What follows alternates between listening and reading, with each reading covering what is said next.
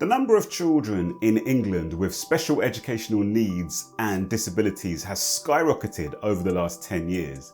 In this video, I'm going to cover some data to show this and also consider some of the implications of this massive rise in children with special educational needs and disabilities. So first of all, what are special educational needs and disabilities? Well, reading from an article from the Times Educational Supplement, the Department for Education categorises pupils with SEND into two groups. Firstly, there are those with Education, Health and Care Plans, or EHCPs, a local authority issued document outlining the pupil's needs and long-term provision in place to meet them. Then the other category are those who receive SEN support, Special Educational Needs Support, which the Department for Education defines as any support additional to what is generally available to children of the same age.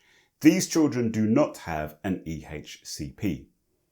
Combining these two figures shows that as of 2024, 1,673,205 pupils in England schools have SEND. If we look at the percentage of children who are eligible for free school meals, we see some big differences. So, in case you don't know, eligibility for free school meals in England is one of the markers for a lower socioeconomic status. So, children who are eligible for free school meals are eligible for those free school meals because their household income is lower and some other criteria. So generally speaking, it's a marker, a proxy for poverty, you could say, or lower relative poverty.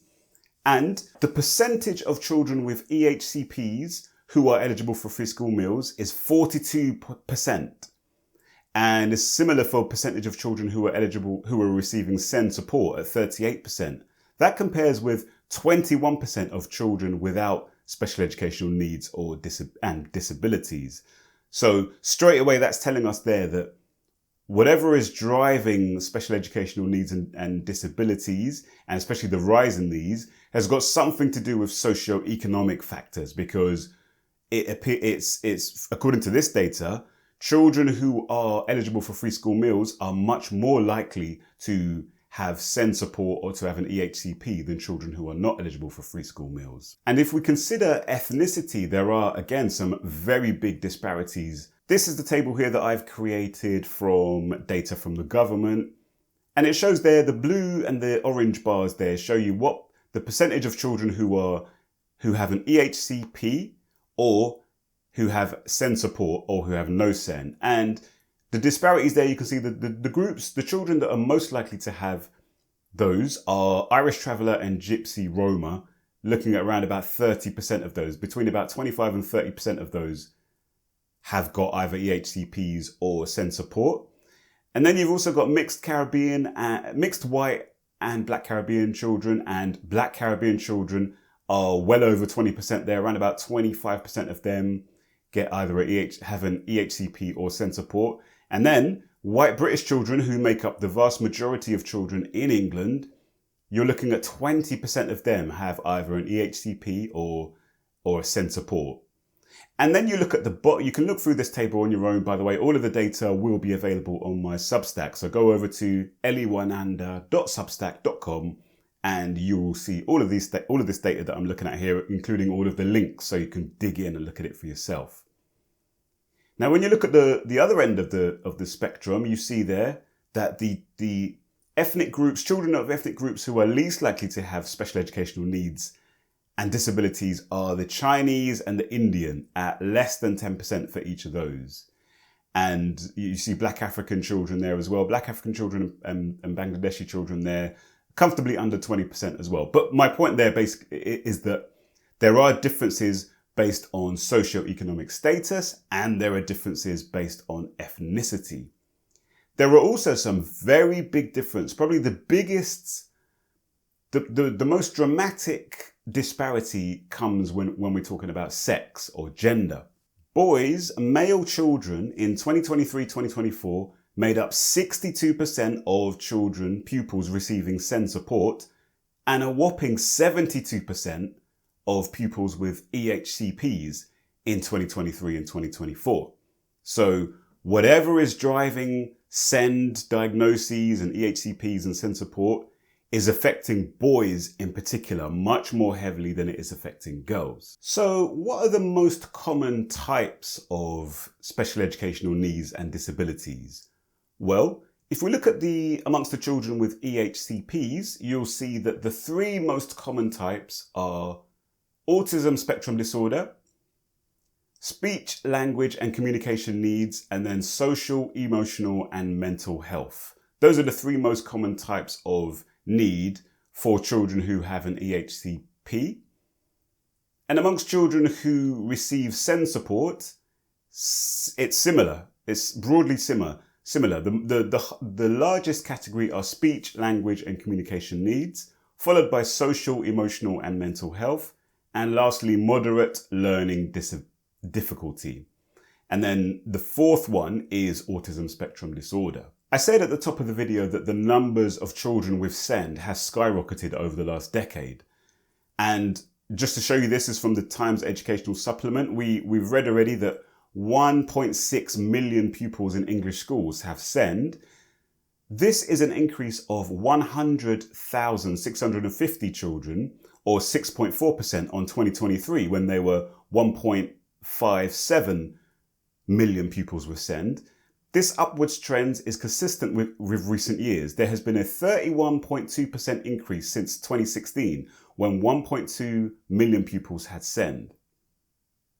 While there has been a rise in the school-age population since then, with 6.2% more children in schools in 2024 than in 2016, this increase is far below the growth of SEND support.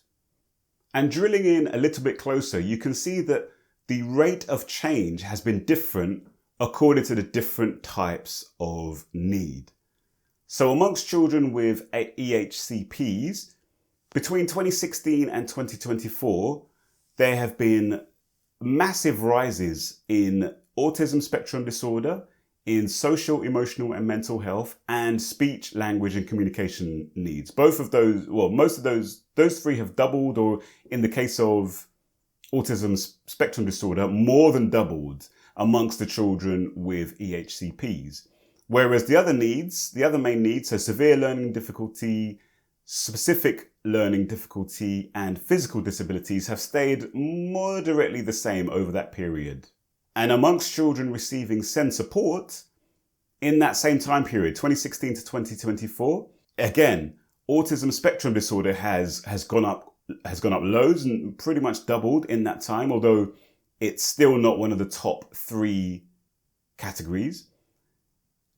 Specific learning difficulties have gone up as well marginally, but the two big growers, the two main rises have been amongst those children with speech, language and communication needs, and social, emotional and mental health.